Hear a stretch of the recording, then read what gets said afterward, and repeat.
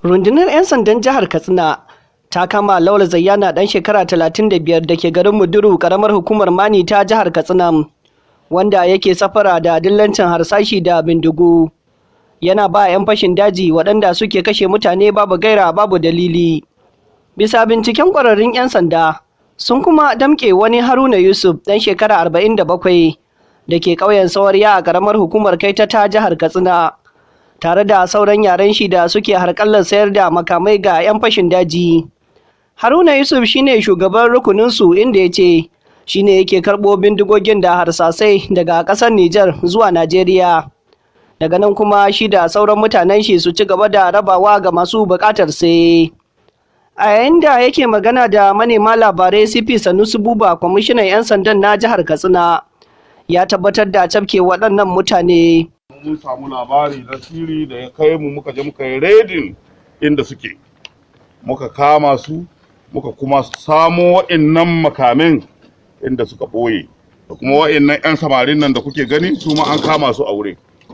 So muna tuhuman 'yan ta'adda ne wa'inda in ba 'yan ta'adda ba me ya kawo su inda ɗan ta'adda ke ɓoyewa, to muna tuhuman su ma 'yan ta'adda ne. To amma akwai manyan masu wannan harkokin shigowa da wa'innan bindigogin mugayen makamin nan daga sunan kuna ganin su, kun dai gansu makaman yaki a hannun 'yan ta'adda.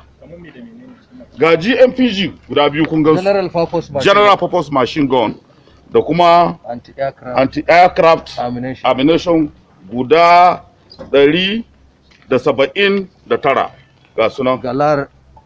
Anti-aircraft wannan ana iya amfani da shi a buge jirgin sama daga sama, shi yasa ake kiranta AA, anti-aircraft ga sunan.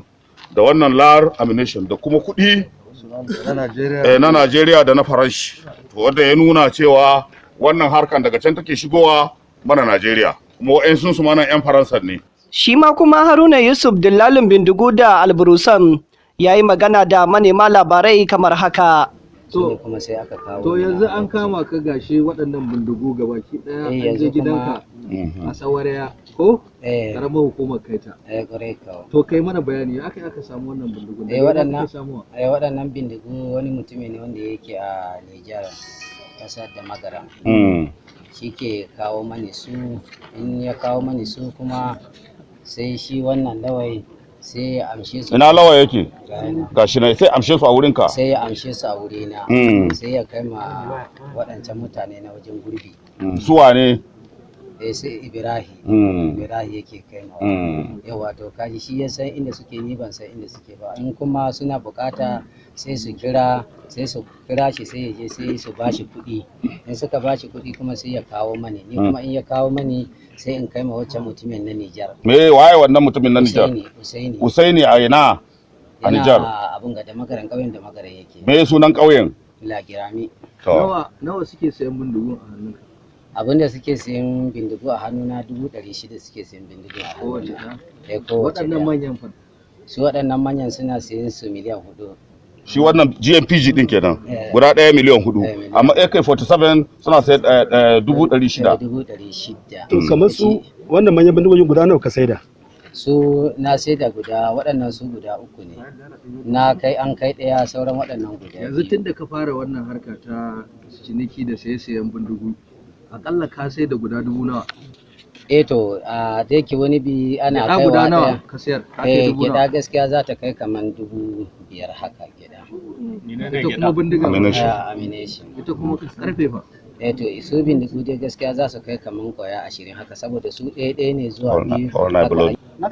Shi waccan din Usaini yake ɗauko su daga Magara, shi daga arewa yake ɗauko su, ba sai inda yake ɗauko su ba. In ya ɗauko su shine yake kira na, sai mu haɗu sai ya bani su, ni kuma in ya bani su kuma sai in kira shi wannan sai in bashi, kuma sai ya kai ma waɗancan masu. Cikin makaman da aka samu wajen su sun hada da bindiga kirar GPM guda 2, wata bindiga karama guda 1 da kuma harsasai 179 na harbin jirgin sama da ake kira da anti-aircraft ammunition AA, da kuɗi naira miliyan 3,113,500 da wasu kuɗaɗen ƙasashen waje. Ƙarshen rahoton kenan. Isa Sani Randawa daga hedkwatar 'yan sandan jihar Katsina, Randawa Media Concept.